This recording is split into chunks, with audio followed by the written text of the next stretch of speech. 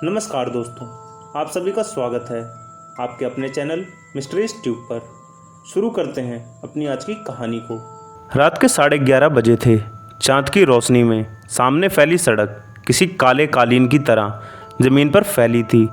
DTC की बस के स्टीयरिंग पर हाथ संभालता ड्राइवर रणजीत जानता था कि देर रात के इस चक्कर में ज़्यादा सवारियां नहीं होती, पर जितनी भी होती हैं उन्हें इस समय अपने घर पहुंचना ज़रूरी होता है। आखिर कितने लोग ऑटो का पैसा दे सकते हैं?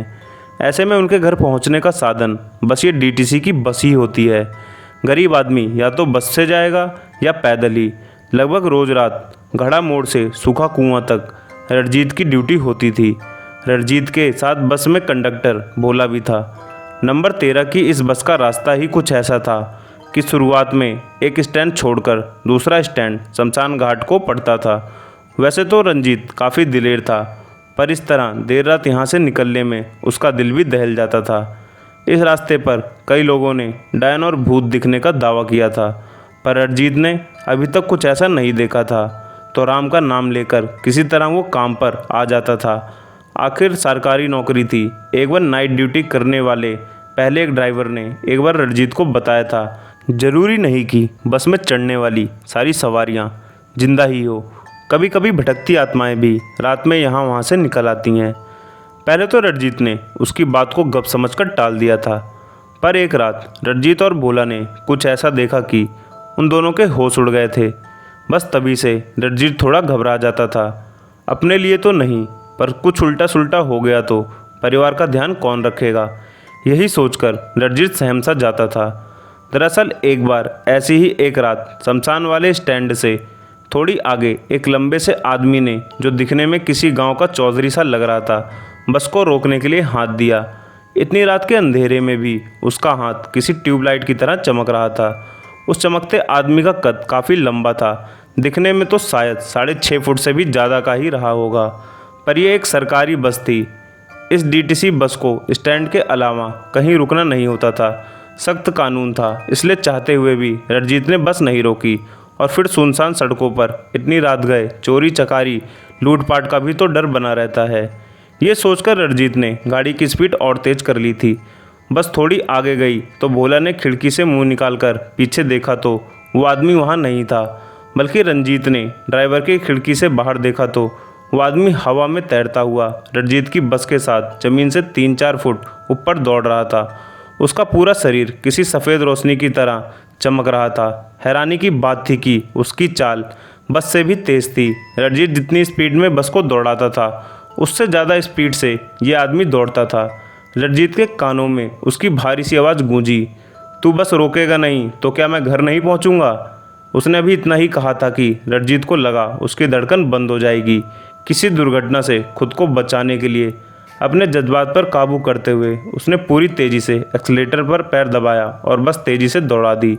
इसके बाद तो सीधे 1-2 स्टैंड टापने के बाद ही बस 3-4 किलोमीटर के बाद रुकी। रणजीत ने देखा तो वो भूता आदमी अब वहाँ नहीं था।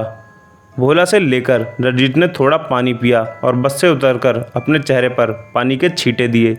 इसके बाद उस स्टैंड और आने वाले हर स्टैंड से वो रुक रुक कर सवारी लेता हुआ डिपो चला गया। उसे समझ आ गया था कि दूसरा ड्राइवर झूठ नहीं बोल रहा था। उसके बाद कुछ दिनों तक रणजीत ने रात में बस नहीं चलाई। उसने अपनी शिफ्ट बदलवा ली थी, लेकिन लगभग 1 महीने बाद ही रात की शिफ्ट फिर से रणजीत को मिल गई और नौकरी तो उसे करनी ही थी। इसीलिए आज फिर से नाइट शिफ्ट में 13 नंबर रूट पर रणजीत आ गया। पूरा दिन बस चलाने के बाद आखिरी चक्कर के लिए निकलते हुए रात के 11 बज चुके थे। रणजीत घबराया हुआ था, इसीलिए बस तेज चला रहा था, पर अब वही नामुराद स्टैंड आ चुका था जो ठीक शमशान के गेट के सामने था। रणजीत ने सोचा यहाँ तो बस रोकूंगा ही नहीं, और अभी उसने एक्सीलेटर पर पैर दबाया ही था कि उसने देखा बस के पीछे एक औरत भागती हुई आ रही है और बस रोकने के लिए तेज हाथ हिला रही है। जाने क्या भला है, आदमजात है या कोई रूह, कौन जाने। रणजीत ने बस नहीं रोकी, पर वो अभी भी बस के पीछे भाग रही थी। मजबूर होकर भोला कंडक्टर के बार बार सीटी बजाने पर मन मारकर रणजीत ने ब्रेक लगा दी। आगे के दरवाजे से बहुत ही खूबसूरत लड़की बस में चढ़ी। उसे देखकर रणजीत हैरान था कि ये इतनी सुंदर लड़की आखिर अकेले रात में यहाँ कर क्या रही है। लड़की ने सुंदर सी रेशमी गुलाबी रंग की साड़ी पहनी थी और उसकी कांच की चूड़ियाँ दूर से ही खनक रही थी। रणजीत ने सोचा, काश मुझे भी शादी के लिए इस तरह की लड़की मिल जाती तो मज़ा आ जाता। तभी भोला पीछे से बोला, मैडम टिकट तो ले लो। इतना सुनते ही उस लड़की का चेहरा वहीं बैठे बैठे पूरा भोला की तरफ घूम गया और उसके दोनों हाथ लंबे होते होते एकदम भोला के चेहरे के पास आ गए। ला तू टिकट दे दे पहले मुझे, तुझे बड़ी जल्दी है टिकट देने की। ये देखकर भोला की घिघी बद गई। वो समझ गया कि ये कोई ऊपरी वाला है, कोई चुड़ैल या कोई डायन। ऐसी खौफनाक आवाज़ किसी इंसान की नहीं हो सकती। तभी उसने देखा उस डायन के हाथ बड़ी तेज़ी से बड़े हो रहे थे, साथ ही उसके बड़े बड़े नुकीले नाखून भी निकल आए थे। उसके हाथों में एक इंसानी हड्डी चमक रही थी। उसने वो हड्डी भोला के साथ बस की सीट पर रखी और बोली, ला दे टिकट, मेरे पास तो बस यही है बदले में देने के लिए। भोला की डर के मारे हालत पतली हो गई थी। उसने टिकट और पैसों का थैला वहीं फेंका और पिछले दरवाजे से चलती गाड़ी से कूदकर भाग गया। ये सब देखकर रणजीत भी काँप गया था। उसने फटाफट बस को ब्रेक मारी और आगे के दरवाजे से कूदकर वो भी बस से निकलकर भागा।